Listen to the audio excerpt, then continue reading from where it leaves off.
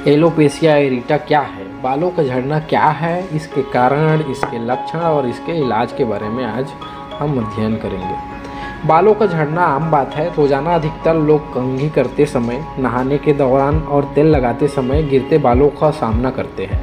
यह स्त्री और पुरुष दोनों के साथ होता है, लेकिन बाल जब विश्व के त्वचा एवं बाल रोग विशेषज्ञों ने इसे ऑटो इम्यून रोग के तौर पर स्वीकार कर लिया है। इम्यून सिस्टम, प्रतिरक्षा प्रणाली हेयर फॉलिकल पर हमला करने लगती है तो सिर में कई बार शरीर के अन्य हिस्से के त्वचा के बाल बुरी तरह से झड़ने लगते हैं। कभी कभी तो सारे बाल गिर जाते हैं, दोबारा वापस भी आ जाते हैं। यूँ तो इसके लिए ट्राइकोलॉजिस्ट के पास जाकर इलाज कराया जा सकता है, लेकिन आप अपने घर पर प्राकृतिक रूप से भी घरेलू उपायों को अपनाकर इस लाइफ स्टाइल में परिवर्तन लाकर एलोपेशिया को दूर कर सकते हैं।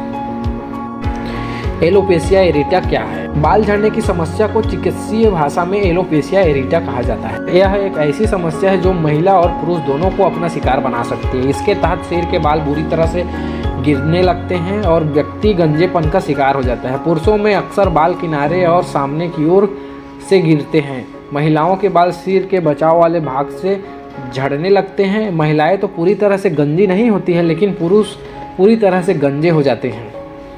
एलोपेशिया कई तरह के होते हैं, उसके अनुसार ही इसके लक्षण भी कई तरह के होते हैं। एलोपेशिया एरिटा में बाल झड़ने पर सिर पर गोल गोल पैच दिखाई देने लगते हैं। जब व्यक्ति सोकर सुबह जागता है तो उसके तकिए पर भी बाल झड़े हुए दिखते हैं। कहीं से बाल अधिक झड़ते हैं तो कहीं से बहुत कम। कहने का मतलब यह है कि बालों का गिरना समान तरह से नहीं रहता है। एलोपेशिया यूनिवर्सल में सिर के बालों के साथ शरीर के बाल भी झड़ने लगते हैं। कभी कभी एलोपेशिया व्यक्ति के नाखून पर भी असर डालता है और नाखून टूटने लगता है। एलोपेशिया बाल झड़ने के निम्न कारण हो सकते हैं। अनुवांशिक कारण। अनुवांशिक कारणों से यदि व्यक्ति के परिवार में पहले से ही कोई अनुवांशिक समस्या है तो उसके होने के पूरे चांसेस रहते हैं। कई दफ़ा महिलाओं में प्रेगनेंसी के समय एलोपेशिया की समय शुरू से ही हो जाती है, जो बाद में आगे जाकर ठीक हो जाते हैं।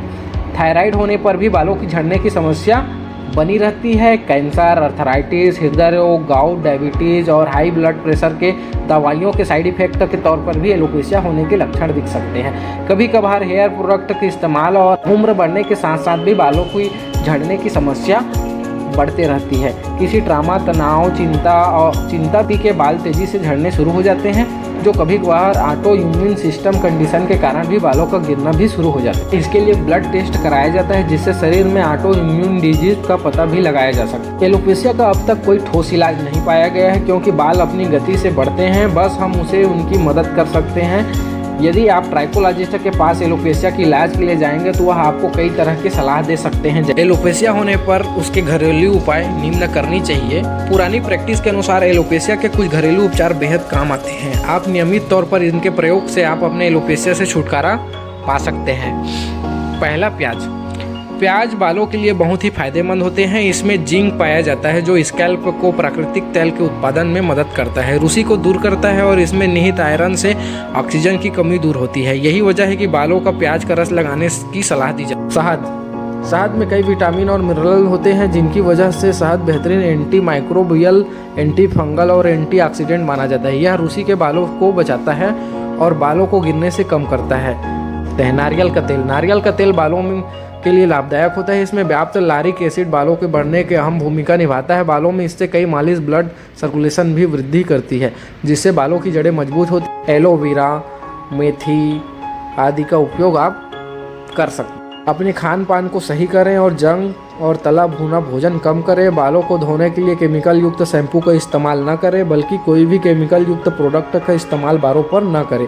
इसकी जगह आप बालों को अनुकूल हर्बल शैम्पू का इस्तेमाल करें। बालों को तेल मालिश दें और अपनी दिनचर्या में शामिल कर लें। हफ्ते में दो दफ़ा तेल से मालिश करिए बालों को। कई ओवर द काउंटर यानी OTC दवाइयाँ उपलब्ध हैं, जिनके इस्तेमाल से आप काफ़ी हद तक एलोपेशिया से निजात पा सकते हैं, उसे कंट्रोल रख सकते हैं। लेकिन ध्यान रहे कि बेहतर होगा कि आप डॉक्टर की सलाह से इन दवाइयों का इस्तेमाल करें।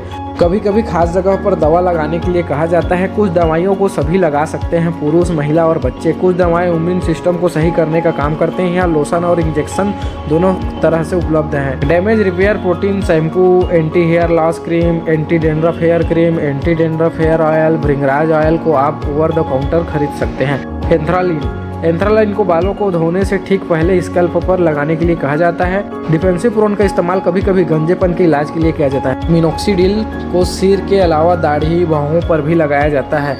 कार्टिकोस्टेरॉइड्स इम्यून सिस्टम को सही करने का काम करते हैं। यह लोशन और इंजेक्शन दोनों तरह से उपलब्ध होते हैं। इसके अलावा एलोपेशिया बाल झड़ने की समस्या से निम्न ट्रीटमेंट प्रोटोकॉल को फॉलो करना चाहिए। डर्मेस क्रीम 1% अप्लाई लोकल। डर्मेस क्रीम को 1% अप्लाई करनी चाहिए दिन में एक बार। जेनोवेट क्रीम अप्लाई करना चाहिए दिन में एक बार, साथ में मल्टीविटामिन टेबलेट BDS में लेनी चाहिए। इसी तरह की जानकारी के लिए हमारे YouTube चैनल ड्रगिस्ट छवि माली में बने रहिए। हमारे YouTube चैनल को सब्सक्राइब करिए, लाइक करिए, शेयर करिए और कमेंट बॉक्स पर कमेंट करिए।